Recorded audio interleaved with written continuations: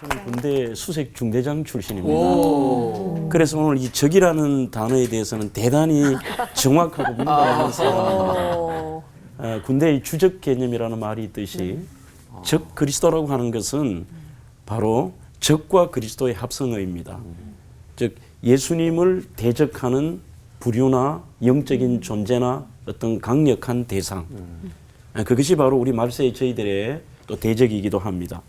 이 적그리스도라는 용어는 요한 1서와 2서에서 언급하고 있습니다만 성경 전체에 구약의 다니엘, 신약의 공관복음, 데살로니가 후서, 또한 요한 1, 2서 계시록에 있어서 포괄적으로 나오는 개념이 적그리스도이고 또 용어도 다양한 방법과 다양한 내용으로 소개되고 있습니다.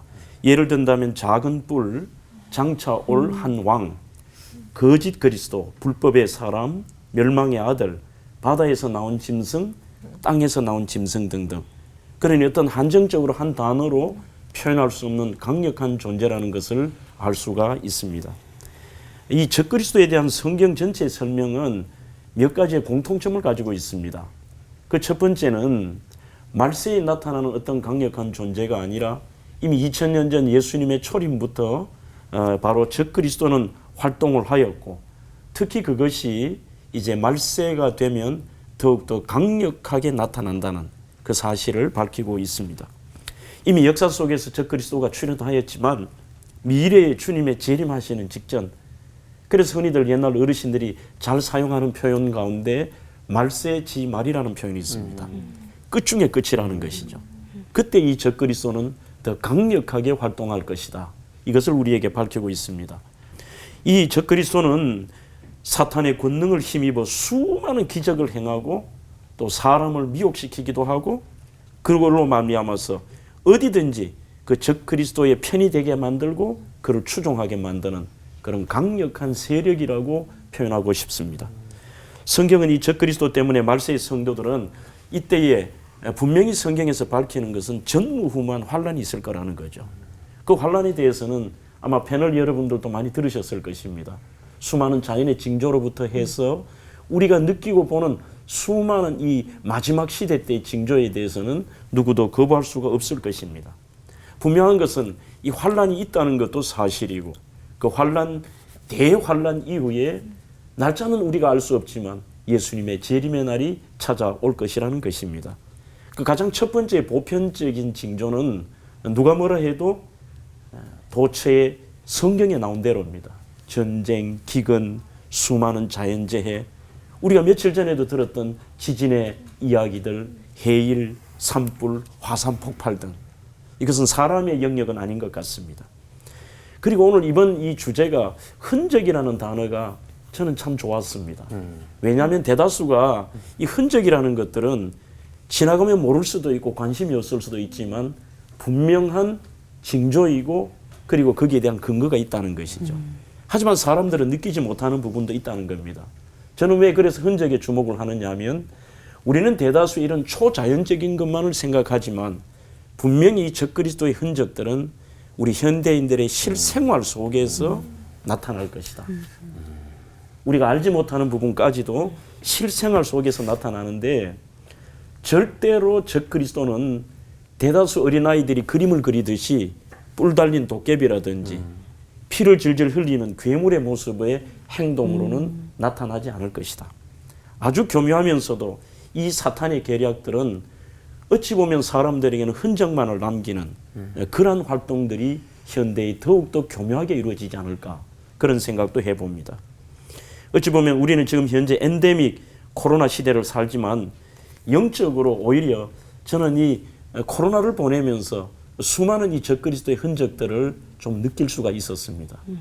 특히 여러분들 우리 대구라고 하면 코로나의 진원지 초창기 정말 힘들었습니다. 심지어는 서울의 병원에도 못 오고요. 맞아.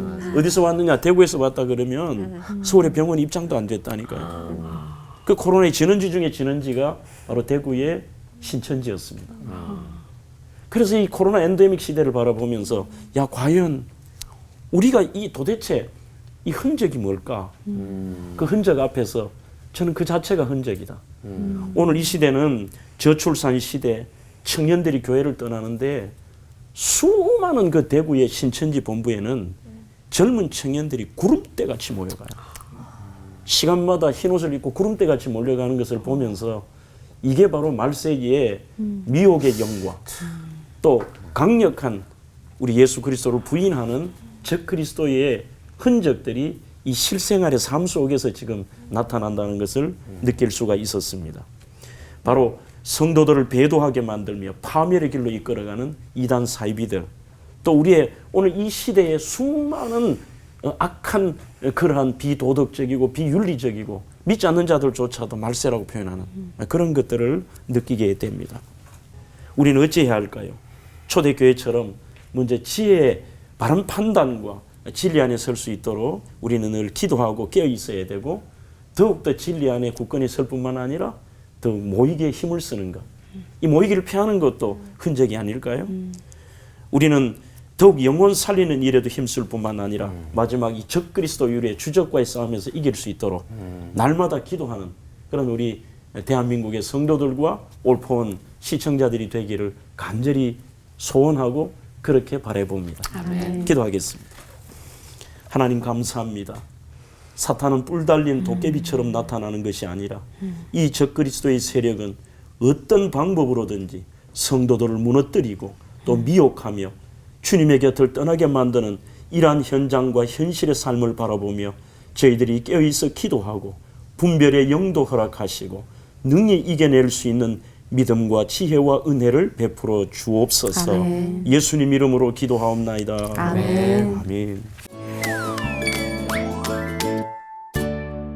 이 적그리스도라는 그 존재들, 이게 구별할 수 있는 게 되게 중요한 것 같거든요. 그래서 아까 우리 목사님께서 설교해 주셨을 때 도깨비 같은 괴물이 아니라고 해주셨는데, 아니면은 그 적그리스도가 사탄의 졸개 같은 존재이기만 한지, 그래서 이 적그리스도를 어떻게 구분할 수 있는지 장창수 목사님께서 얘기해 주시면 감사하겠습니다.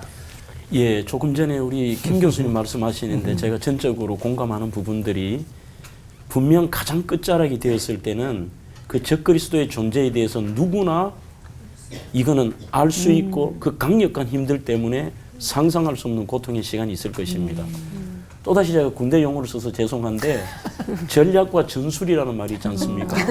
그 전략과 전술 가운데서 절대로 이 적그리스도의 존재가 지금 현재는 그 끝자락에 갈 때까지 만만하게 우리의 눈으로 드러나는 그런 뿔 달린 도깨비처럼 완전히 대적자로는 나타나지 않을 것입니다.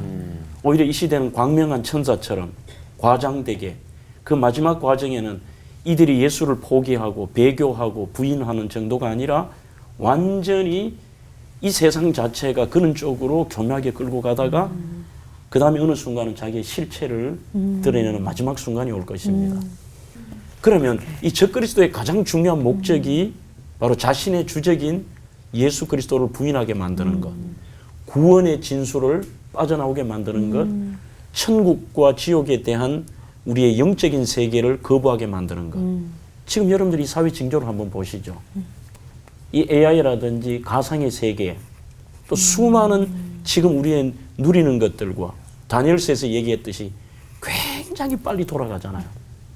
그 징조 속에 자기도 모르게 우리 그리스도인들이 거기에 휩쓸려 가버릴 가능성이 대단히 높다. 그래서 저는 지금 이 시대가 차라리 마지막이 되면은 분명히 워낙 강력한 존재가 전체를 휘잡고 오늘 파멸의 길로 이끌어가는 그 순간까지 지금이 더 지혜가 필요하지 않느냐. 광명한 천사처럼 나타날 수 있기 때문에, 그래서 지금 이 시대가 우리 젊은 세대들은 뭐 플로팅 크리스찬이라 해서 정말 붕 떠 있는 그리스도인들, 이 아이들이 결국은 어디로 갈 것이냐. 그런 사탄의 괴계에 넘어지지 않도록, 그들의 전술에 빠지지 않도록 더 많이 기도하고 더 많이 이 지혜가 필요한 그런 시대라고 생각합니다.